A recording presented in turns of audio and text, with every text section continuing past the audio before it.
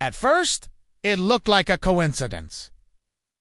A quiet death, an old police file, a street no one ever talked about. But when investigators finally laid the cases side by side, one detail refused to stay quiet. Every victim lived on the same street, 30 years apart. The street itself doesn't look dangerous. Tree-lined, middle class, the kind of place where neighbors wave politely but don't really know each other. In the suburbs just outside a major European city later, mirrored in an American town with eerily similar layouts, this street existed like thousands of others, until someone noticed the pattern. The first death happened in 1989. A woman in her late 30s. No criminal record. No known enemies. She was found in her home by a neighbor who noticed her mail piling up. Police ruled it an accident. Natural causes. Case closed. No autopsy requested. The second death came 30 years later. Same street? Different house? Different country? This time, it was a man in his early 40s. Again, no signs of forced entry. No valuables missing. No obvious cause of death. Once more, the case was quietly closed. If it had stopped there, no one would have questioned it. But it didn't. A third death followed.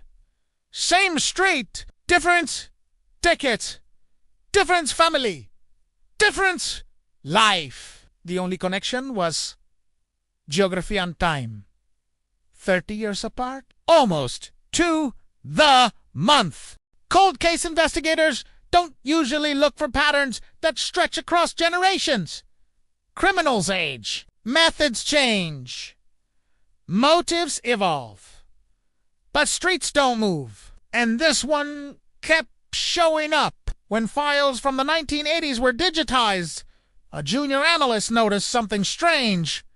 The addresses, not just the same street name, but the same side of the street, within a short walking distance. Each victim lived within a 200-meter radius. That's when the old files were reopened. The original police work hadn't been sloppy, it had been minimal. Back then, unexplained deaths without signs of violence were rarely investigated deeply, especially if the victim lived alone, especially if there was no pressure from family.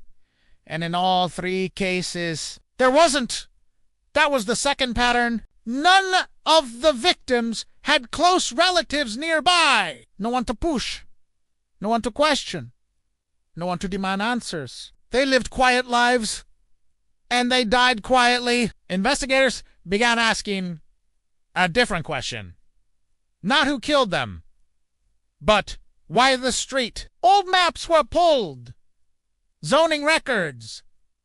Construction permits. Archived city plans. And buried deep in municipal documents was a forgotten detail. 35 years earlier, the street had been built over something else.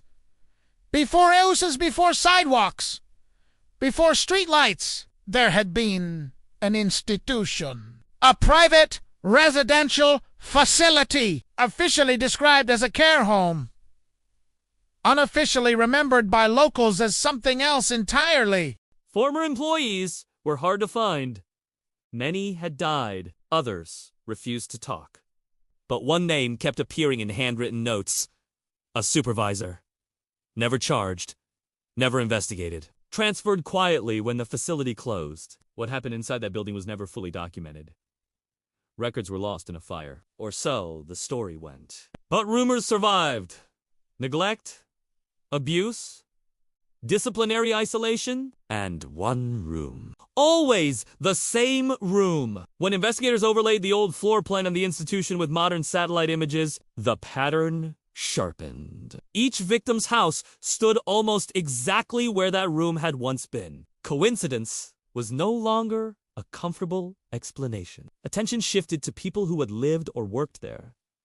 Survivors, staff, maintenance workers. Most were ruled out. Too old. Too far away. Dead. until one file stood out. A man who had lived in the facility briefly as a teenager. Removed quietly. No official explanation! Later, moved abroad. Later, returned. Later, lived briefly on that same street. He never stayed long. But he always came back. Every 30 years.